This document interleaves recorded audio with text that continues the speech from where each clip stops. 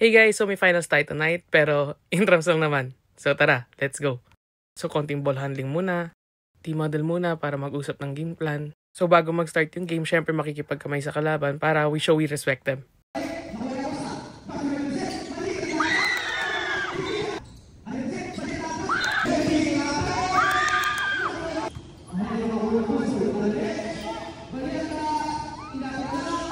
Grabe, sobrang dikit yung first set, pero di pa tapos so laban.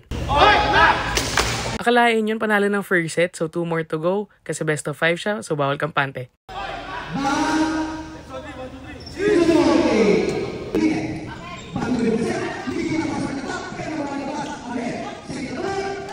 Just like the first set, dikit tong second set.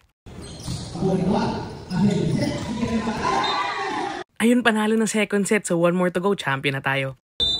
Number 9 serving.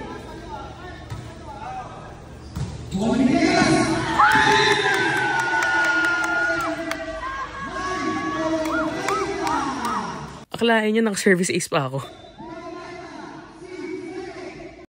At this point, akala ko makachamba pa ako ng service ace pero hindi.